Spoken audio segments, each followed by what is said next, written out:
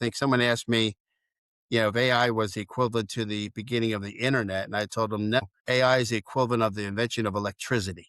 That's how significant I think AI is. Now, it's going to have to be applied correctly. And it's like any tool, you could use a hammer to hammer a nail, or you could use a hammer to hammer your thumb. You have to be able to use these tools correctly and effectively. And I think AI is going to make a lot of, they're going to they're creating multi-trillion dollar industries already. They are bringing older industries into the 21st century, you in construction and in other industries that have done the same thing for decades and centuries. And even in investors and venture capital firms are using AI to do due diligence and assess companies. I think everyone has to know how to use AI.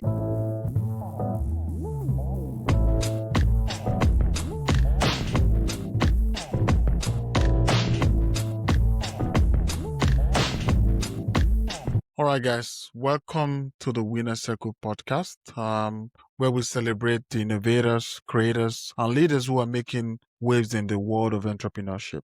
I'm your host, Jay Adewole, and today's episode is all about building connections, specifically the vital connection between entrepreneurs and investors. Joining us today is a true expert in the field, Scott Kelly, the founder and CEO of Black Dog Ventures Partners. With over 30 years of experience in fundraising, marketing, and business development, Scott has dedicated his career to helping early-stage companies secure funding and scale their operations. He's also the visionary behind VC Fast Pitch, a platform that connects startups with potential investors, and hosting the Emerging Managers podcast. In this episode, we're going to explore how entrepreneurs can effectively pitch their ideas, what investors are looking out for in startup, and how Black Dog Ventures Partners is playing a big role or major role in bringing the gap between these two critical groups. So whether you're an aspiring entrepreneur or an investor seeking fresh opportunities, this episode is packed with insights that won't just let you go free. It's gonna keep you intrigued, and you would not even be able to stand up because you must be taking notes, because it's very important. Because all the questions you needed as a startup founder, there are quite a number of startup founders I've told to come up on this show to listen to you and watch live, so that they can gain insight on how they can best position their startup so that they can get great investors. So I want you to stick and don't blink, and let's dive right in. All right. So let's quickly talk about your journey. Kelly? Sure. Can you tell us about your journey? What inspired you to start Black Dog Venture Partners? Let's first start with that. Sure. So, I've been in the quote unquote deal business for over 30 years. I started working on the floor of the New York Stock Exchange in the early 1980s. In 1986, I moved from New York to San Francisco to work as a investment banker. And basically, I was helping technology companies go public on the stock exchange. I did that from 86 to 93. In 1993, I became an entrepreneur for the first time myself, and I launched an internet company, which I later exited, and then successfully exited two other internet companies between 93 and 2000. 2000, moved from California to Arizona. I thought I was going to retire, but after a few months, I didn't know what to do with myself. So I started another company in sports and entertainment. I sold that business 6 years later. And then that was the birth of Black Dog Venture Partners. Essentially what we do, Jay, is we work with early stage companies that the larger venture capital firms think are too early. So we help early stage founders in technology, consumer products, and other industries, one, raise their seed to Series A capital, help them scale, go to market and build their business and build their team. And then eventually we help them exit their business. So since that time, we've helped companies raise about $5 billion. We've had 30 of our companies exit during that time, and we've built an investor network of about 13,000 investors that we've done deals with over that time period. So, and then, as you mentioned, we launched VC Fast Pitch about 13 years ago, where we introduce companies and have them present directly to investors.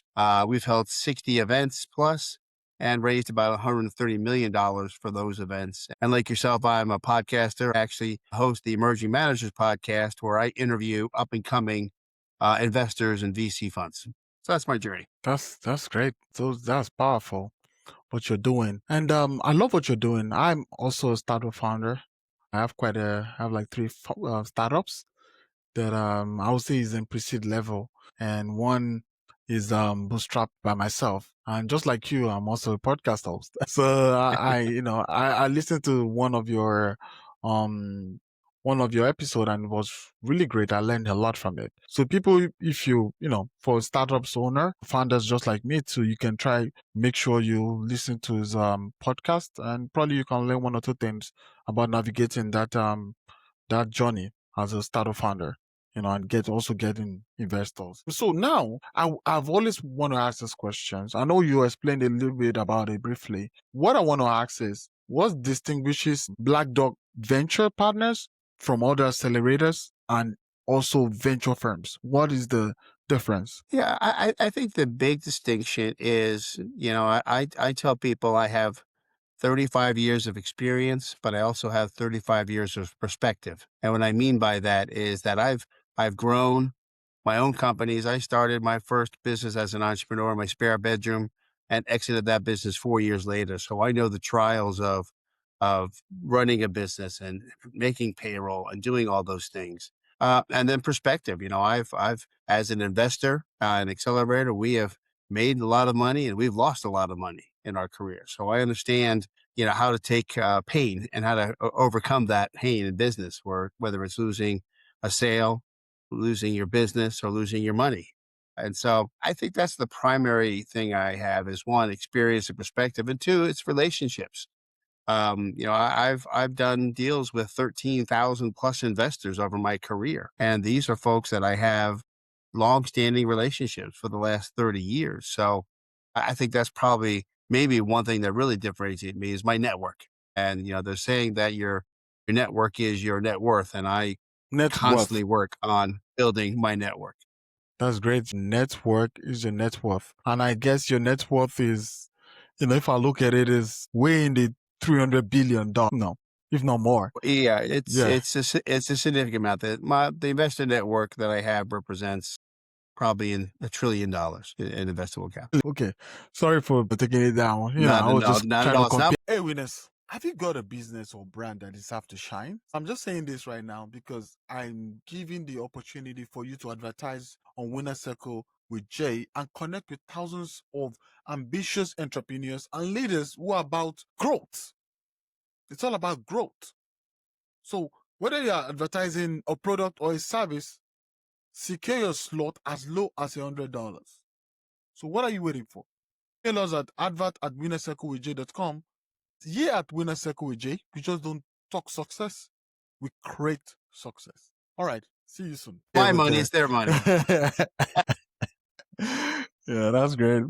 That's great. So let's try to understand the funding process, which is very important for every startup founder. So how do you identify promising startup that are ready for funding? It really depends. Just a few factors that are really important, especially when you're dealing with an early stage company, maybe a company that doesn't even have revenue yet. It really comes down to the team of the company.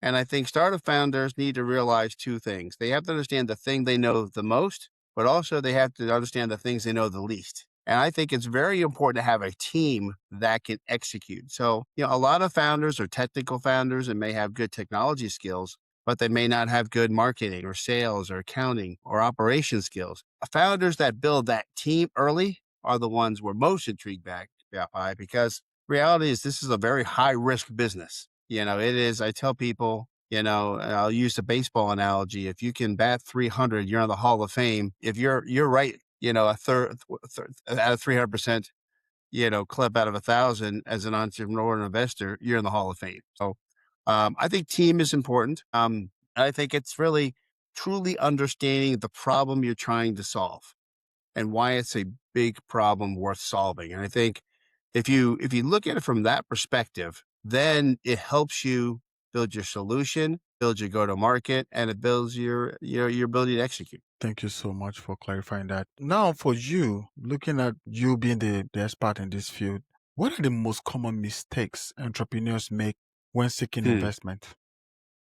I think there's a couple. One is in terms of preparation. I think investors want to make sure a company is organized in their presentation and their due diligence package. So what I mean by that is that entrepreneurs have to have a very comprehensive pitch deck because that's a lot of times what investors are going to look at. And then they have to make sure they have all the due diligence information that an investor needs to make a decision. That is financials and pro formas, bios on all the principals in the company, your technology and any intellectual property you have, your marketing strategy. All of those things have to be ready ahead of time. The other big mistake they make is not really building a good list of qualified investors that are interested in your industry and in your stage of business. I can tell you right now, probably during this podcast, I probably have three LinkedIn DMs with the companies that had done no research but decided to send me their pitch deck. And I will delete them immediately, as will the vast majority of investors. And so the entrepreneurs have to build this qualified list of investors. And I tell entrepreneurs when they ask me, when should I start raising money or talking to investors about my startup? I go, 6 months ago. And use the previous 6 months to build relationships with the targeted investors you want to reach. So those are the two biggest problems: not being prepared and not treating this like any other sales process, and building a list of qualified investors and building a relationship with them before you pitch them. It's very, very important. So for you, what are the key qualities you look out for, you know, Mhm. in a startup team before even considering having a conversation or investment Yeah, at all? I think the reality is that start with an intro email. Tell me about the problem you're solving, why your solution is better, your team and their experience and their ability to execute. Tell me how you make money and how you're going to reach customers. Tell me those key things. And if you've done your homework and know the answers to those questions, then I'm willing to move on to another conversation. So I think it's really important to truly understand, what investors want to hear, because you have to look at this from the investor's perspective. The average investor, the average VC firm might receive hundreds, if not thousands, of pitch decks in their inbox or on their posted on their website or submitted on their website. So you really have to have a compelling story as to why your solution is the best solution and why your team is best to execute. So typically, I recommend entrepreneurs start to talk to investors before they're raising money, maybe ask them advice. Another phrase that I use all the time is, if you want to get investment, ask for advice first. Build a relationship with an investor. Maybe help them, maybe share their content on social media, maybe offer to help them in some regard. Build a relationship, because a lot of investors, myself included, have existing relationships with other investors that we get deal flow from. And in order to break through that, you're going to have to build a relationship and really just start with some basics of telling your story. Be really good at telling your story.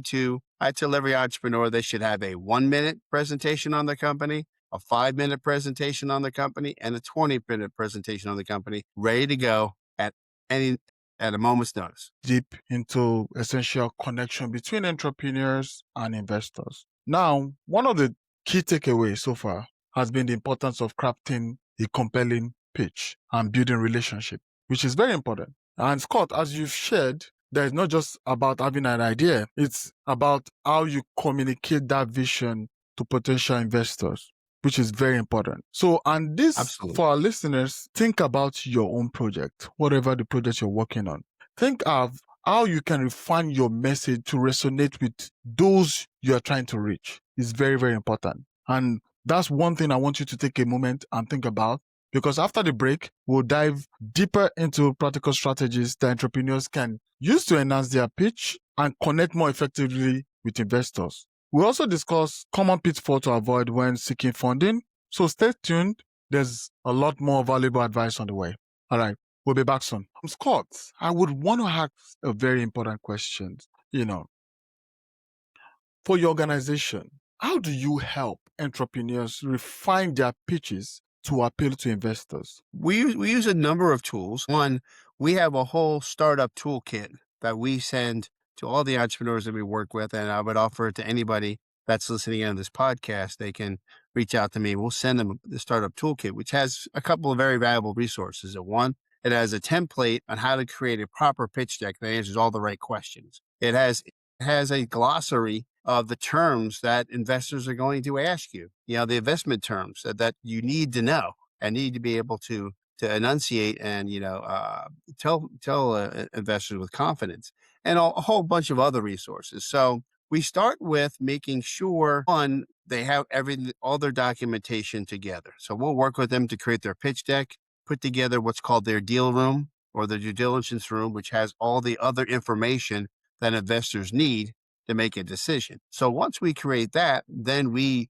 have various coaching sessions where they're practicing their pitch to me. I will put them in front of some what we call friendly investors to pitch their opportunity to them, and we'll critique it and refine it. And then once we've refined the pitch, we use a couple of resources. And one is our VC Fast Pitch event. It's an event that we host every month online. We do 5 or 6 events in person, and these entrepreneurs get 5 minutes to present in to real live active investors. And so they get the opportunity to really get in front of them, both through those events and then through individual calls we set up. And then we coach them along the way about how to continue the conversation with an entrepreneur when they want to, continue the conversation with an investor. Because the reality is sometimes with an investor, the answer is yes. Sometimes the answer is no, but sometimes and most times the answer is not yet or not enough information. And so what we make sure is that as we get that feedback from investors, we help these entrepreneurs build what's called traction. Let investors see them have updates or have, things moving forward in their business every couple of weeks or a couple of months. And so we coach them and provide them opportunities to build that traction. But it's really hands-on what we do. We do a lot of webinars on a monthly basis that is available to the public as well as our companies, that to learn all the other tricks and opportunities and ways to get in front of investors and find ways to raise capital for the business. How important is it for entrepreneurs to have a clear exit strategy when pitching to investors? Because exit strategy is very important. Absolutely. I think you have to understand something. The philosophy is putting the money into the company is easy. Taking the money out is the very difficult thing. And so you need to have a clear exit strategy. If this is an investment that you are going to, you're going to build this company and give it to your family, that's probably not what an angel investor or venture capital firm wants to hear. They want to know that in 3, 5, 7, 10 years, you have a plan to exit it. And you may even know who these potential acquirers could be. So you need to have a clear strategy with the end in mind. And I tell most entrepreneurs, start with the end in mind. Start where you want to be at the end and work your way backwards. Because the reality is, if you don't have a good exit strategy or an exit plan, the investors are going to look at you and say, okay, well, how do I get a return on my money? And even more important, how do I get a return of my money? And so it's paramount that you understand who your potential acquirers are early, because a lot of times some of the customers that you may have may be your acquirers, and that happens many times. So you have to have a real strategy around how you're going to exit, when you're going to exit, and who your potential acquirers or partners could be. What insight have you gained from hosting the Imagine Managers podcast that informed your work with entrepreneurs? Well, the motivation to launch the podcast happened towards the end of last year. I have owned a stake in a podcast company for a few years now, and my partner constantly asked me to launch a podcast. And I didn't really necessarily want to launch a podcast just for the sake of launching a podcast. So I wanted to find something that was very specific. And one thing I learned over the course of my career is that entrepreneurs have a difficult time raising money, but venture capital funds also are out there raising money, and they need exposure to potential investors in their funds. And towards the end of last year, there was an article written that, in the United States, there are 3,200 venture capital funds. And of those 3,200 venture capital funds, close to 80% of all the money went to 25 of those 3,200. And so there's a lot of early stage emerging managers, and especially fund managers, that just don't have awareness. So I sent an email to my network of investors asking if I did a podcast, would they be interested? And I got 600 responses in the first hour. And so I realized there was a need there. So what we're doing with the Emerging Managers podcast is letting investors and entrepreneurs know about the VC funds and the angel groups you might not hear about. They're the unknown people that make all the investments that people don't talk about until they're very successful. And so we've just finished our, I believe, our 40th episode. We've had some great response from that. And it also allows me to get to meet additional investors that can co-invest and work with us. What advice would you give to entrepreneurs um, building a long-lasting relationship with investors? I think the first thing comes down to is, like I mentioned before, is build the right network. Okay. What you want to do, if you are a software company, don't pitch to, a biotech investor. If you are an early stage company or you're pre-revenue, don't pitch and may have a relationship with a later stage investor. So the first comes down to doing your research. And there's a lot of resources you can use. LinkedIn is a great resource to find investors to build into your database. There's tools like Crunchbase and PitchBook and others that you can use to build a list of people. But then you need, much like any kind of, this is sales. So you need to make sure you have qualified investors, and they need to be qualified that they are interested in investing in your industry and they're interested in investing in your stage of company. And then once you do that, then it's really a case of just offering to help them first. You may not have money, you may have not have a startup, but you may have a social media account that you can, promote what they're doing. You might be able to attend their events or promote their book or buy their book. You know, some willingness to be helpful to them first. And then as you establish that relationship, then there's a time and place, to ask for a phone call and ask for an investment. But the reality is, and I tell most entrepreneurs before they go on a fundraising campaign, they should probably have about at least 100 investors that they've done the research on. Because the reality is, out of those 100 investors, they will get 98 no's. And then they have to build another 100. This fundraising is hard. It's the media and social media brags about all the people that have raised money. They don't talk about the millions of companies that don't, because it's a grind and you need to be willing to hear a lot of no's and take a lot of advice and then continue to move forward. I think the best thing to do when you hear a no is, again, much like sales, is ask them a question. Who do you know that might be interested? I can tell you from my experience, we've had literally dozens of companies raise money, not from the first person they pitched, but from someone they introduced them to. Always ask for referrals. That's a key tenet in sales, and that very much applies here. And then ask them also, may I keep you up to date on what we're doing? Because as I mentioned before, a no might mean not yet. And maybe you reach a certain milestone or accomplish a certain goal and you tell about that, and then that gives you an opportunity to re-engage in the conversation and see if you can turn that no from a not yet to a yes. So for you, how do you assess the scalability potential of a startup? Just by looking at maybe not even the pitch, just one or two words they say, or, Yeah. the introduction. We've made investments and had people raise money just from a very good conversation. I mean, I think a pitch deck is essential and it's important. But the reality is, you have to be able to communicate with entrepreneurs and fellow entrepreneurs and investors. You have to be willing to, take advice, be coachable. I think those are all the attributes that can make an entrepreneur successful. And honestly, we've had many occasions where an entrepreneur, just had a conversation and maybe had a one page, executive summary and have raised capital. I think this is part of what it comes down to with the investor in the communication process is you have to understand what they want to hear and what they want to see to make a decision. And it might start with just asking that question in advance. So I think that's really important. And honestly, build your business. I tell companies when they're raising money, paint the race car while you're driving it. And what I mean by that is keep building the business. Don't let money slow you down or stop you from building something, especially today in the age of AI and vibe coding. It doesn't take tens of millions of dollars to build a good tech company. It takes far less money and far less people. Investors are going to want to see that you're moving forward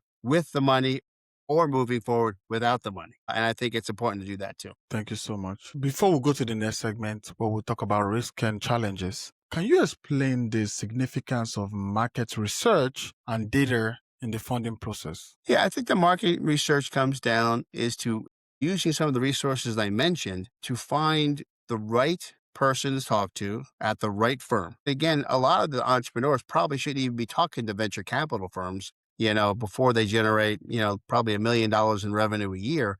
They should be talking to angel investors, high net worth people, friends and family. They should look at those resources early in the process and then graduate to venture capital. So that would be, part of the research there is determining, okay, is this investor willing to invest in a company that's maybe just beyond an idea and maybe hasn't, have any revenue yet? So do that research. And then the reality is this, continue. I'm a big believer. You have to continue to build your network. You have to continue to replenish people that you know. You have to be active. There are, around the country here in the US and around the world, there's all kinds of pitch events and pitch competitions and networking events you can go to meet these people. You need to be very proactive in that regard. And I think, be a consummate reader of content. Listen to the blogs or the podcasts that investors are putting out. Read their books. Become a student of business and become a student of fundraising. A student of fundraising, very important. So now you talked about, invest getting investment for early stage companies, which is a very big risk for a lot of for venture organizations, and we all know this. But how do you approach risk mitigation when working with early stage components? Well, obviously, risk is a big factor to consider because the reality is, the vast majority of entrepreneurs fail and go to zero. There are a large percentage of companies that raise capital, fail, and go to zero. So risk is something that every investor is going to look at. And I think the ways you can mitigate risk is a couple ones. One, like I mentioned before, make sure you have a good team that understands technology, understands sales and marketing, understands accounting and legal, and understands all the things to build a successful company. That's one way, almost always is the recommended way to mitigate risk. Secondly, go try out your idea on people. Do some market research. See if there's a real interest in your product or there's or solution is something that a lot of people are interested in. There's all kinds of stories of companies that raised, hundreds of millions of dollars and determined that the solution they were trying to solve, nobody cared about. And they failed miserably from that. I tell entrepreneurs all the time when I taught at the university, I used to share a story of a company called Juicerio. They raised $120 million to build a Wi-Fi enabled juicer and then after raising all that money, they put out a video on YouTube and how this $700 to $2,000 juicer was able to make juice in 3 minutes. And everyone listening can probably guess what happened. Someone took their $100 blender and made juice in 90 seconds. They didn't solve a problem worth solving, and they went bankrupt in under 2 years after raising $120 million. So do your research if there's real customers that really want your product or service, and your solution is a solution that people must have, not want to have. Those are some ways to mitigate the risk. That's a big risk, a real big risk. But I figured some organization, even when they just have a conception of idea or conception of, you know, startup idea, they get funding when some organization already have like everything put together. Even they have a cash flow, but they're getting it hard to even get investor compared to some people who just have a concept of ideas and say, okay, I think we should do it this way. And they start getting funding and all that. So do you think networking plays a huge role in getting funding for early stage companies? I think it's the most important thing because the reality is it's like marketing. If you have the right message and no audience, you'll fail. So you need to have an audience for your message. And if your message is about how your company can solve a problem and create solutions and they're looking for capital, it's about making sure you have an audience. I network to this day. Like I said, 13,000 investors that I've done deals with. And in my network, I've got 40,000 entrepreneurs that get my newsletter, but I'm building new people on both ends every single day to this day. And so I think networking is probably the most important thing because you never know who you're going to meet and, who's going to change your life. So you might as well meet as many people as you can. And it's very important.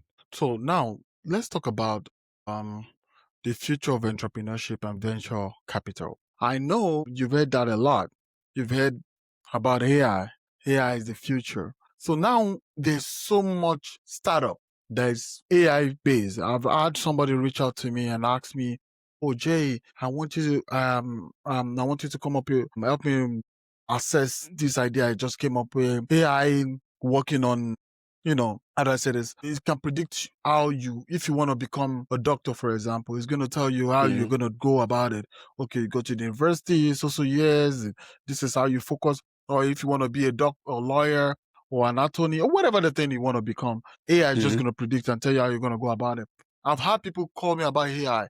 AI does this, it's going to change your clothing design. A lot of people are coming up with AI in all forms and all shapes. And as an investor or, a venture capital or an accelerator, do you think these investors ever get tired of anything concerning AI? Well, here's the thing. I'm old enough to be an investor and entrepreneur during the dot-com boom in the 90s. Back then, there were some very significant companies that used the internet to become very successful.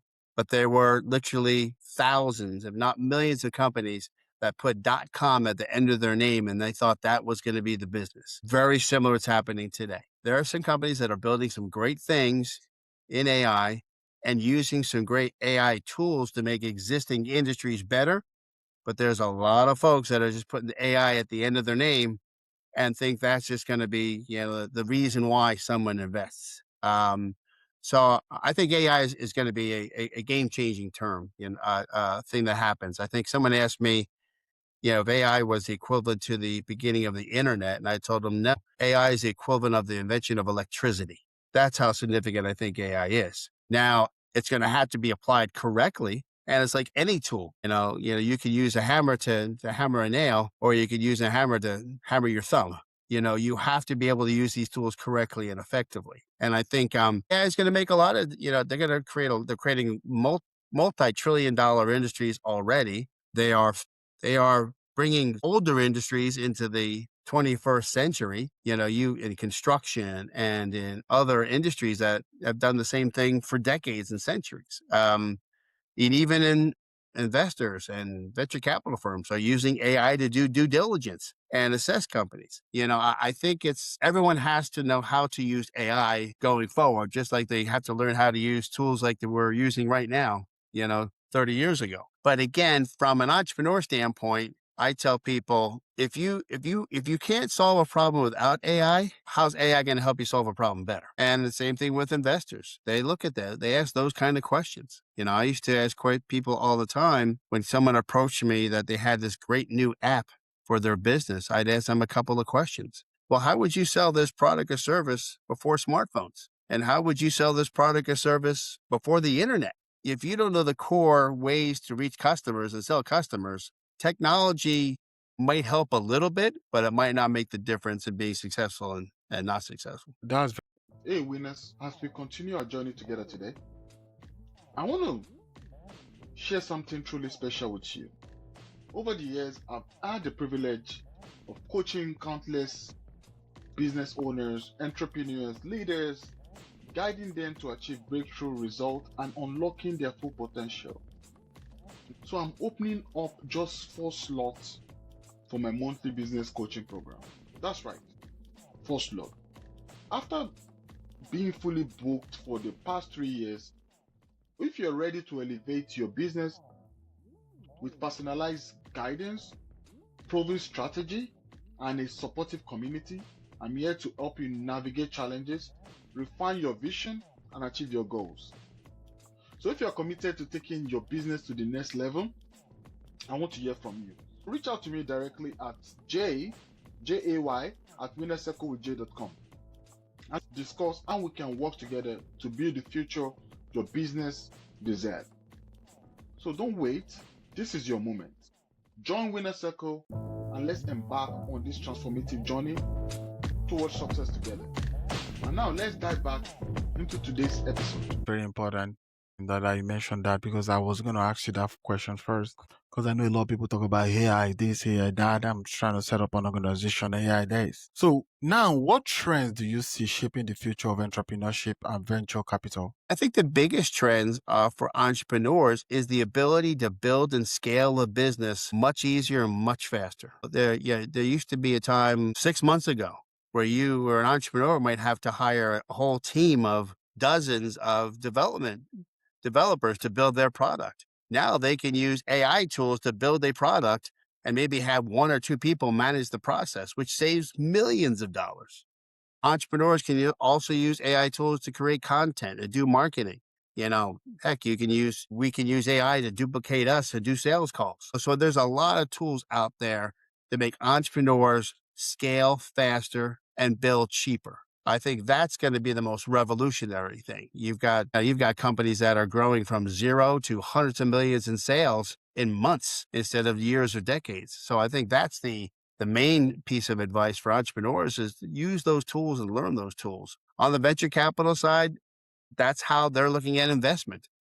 They may not talk to an entrepreneur who says they need $5 million to build their MVP in 2 years. They're going to say, no, you could probably build this for a $500,000 in 3 months or less. The reality is there's tools right now. You can build an app in seconds. So I think venture capitalists are looking at, okay, Seconds. what does the money really need to be used for? So I think those are the biggest trends. I think they're going to make the right entrepreneurs more efficient with their resources. And honestly, vast majority of entrepreneurs, and honestly, I tell 98% of entrepreneurs probably shouldn't even go out and raise capital. I tell people the best way to get non-dilutive funding is go sell something. Go sell. Sell your product, sell your service, take pre-orders, whatever you have to do. But AI is going to it's already making building companies easier and making the need to raise capital less. So it makes it easier. And I have to be honest with you, I know people making millions of dollars from their home with AI. They have AI agents, they have like a secretary who's AI, this one was AI, and they're making the big bucks without even the need Mhm. for seeking for investors. So now looking at how hard it before the advent of social media, it was a little bit harder to connect with investors. So from your own perspective, how does technology influence the way entrepreneurs connect with investors today? Well, I think it's very good at establishing a relationship and sending out information, communicating information. I can tell you to this day, AI bots have not replaced me yet. So a lot of my conversation is still one on one with entrepreneurs and investors. It's still on phone calls and Zoom calls and things of that nature. So I think it's good, as I mentioned before, is building a qualified network of people. It's a very good tool to let people know what you're doing. But at the end of the day, you still have to have conversations, still have relationships. Sure, can companies raise capital with no human interaction? Yes. It's a lot easier if you to this point in time if you're still dealing with the human communication part of it. So now I would ask, what resources or tools would you recommend for entrepreneurs preparing to pitch their ideas? Well, a couple of resources. I would find in their local community, whether there's accelerators or incubators in the local community, if there's opportunities to pitch and present locally, or even travel to find opportunities to pitch. We offer VC Fast Pitch as an opportunity for entrepreneurs to actually talk to investors and have communication with investors. But I think there's great opportunities. Most, if not all cities have somebody that's done it before or people that have done it before. Find those people in your local community. Take them out to coffee, buy them lunch, ask for advice, be helpful to them. So I think there's a lot of resources. There's a lot of online resources. Like I said before, we have a whole startup toolkit of all kinds of resources that we just give to people about, how to put together your financials, how to build your pitch deck, terms that you need to know. So those are things that are readily available, and we've compiled many of them ourselves for entrepreneurs. And I think the internet, just do a search, do a Google search or a Chat GPT search, entrepreneur resources in my city or in my town or in my state or in my country, and you'll have a whole inbox full of them. And there's obviously some great books you can read on entrepreneurship, on venture capital, and raising money. A good friend of mine, Angel Romans, is a VC and has written several books on raising capital from VCs. One of my favorite books is a book called The Millionaire Next Door, where it actually tells stories about who really has money versus who looks like they have money. There's a lot of good books out there. And I think there's a lot of resources. I think you have to be a sponge. It's a mission. You have to go out there and get all the information you can, fill your brain with all the information you can, and fill your phone with all the contacts you can. And that's really the best way to be successful going forward. Thank you.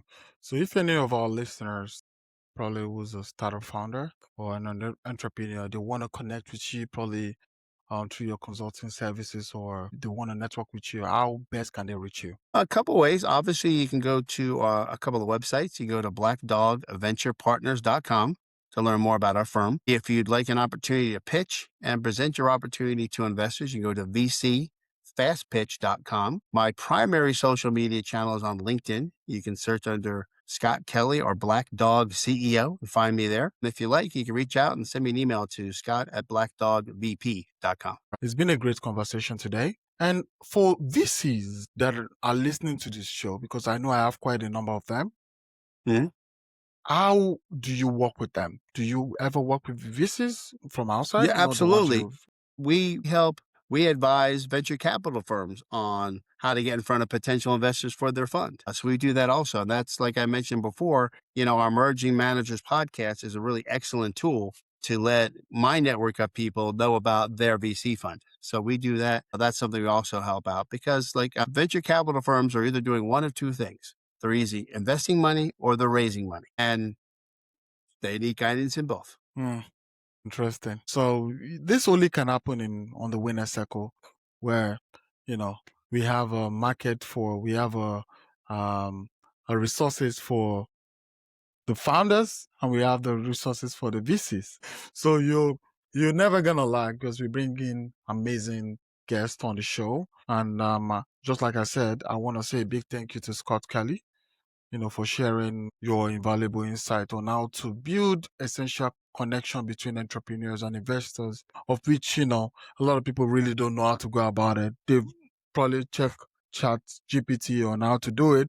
But yeah, it's somebody who's industry. Trust me, chat GPT is actually very good, but sometimes you need somebody who's actually doing it every day. It's something you do like every day to day. ChatGPT is just gonna come up based on data that I got from online. So this is more than ChatGPT, trust me.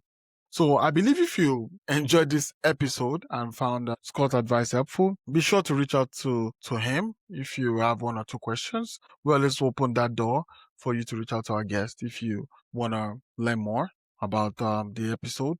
And also, be sure to subscribe and leave us a review on your favorite podcast platform, Spotify, Apple Podcasts, Amazon, anywhere that you are listening to this show. Because your feedback help us bring you more great content featuring industry leaders who can help you accelerate your journey to success. I want you to remember success in entrepreneurship often comes down to connection you cultivate. Just like what Scott said, connection, relationship is very important than just the money. Yes, the money is very important to invest in your business, but you want to build that relationship. Buy the books. Buy the books.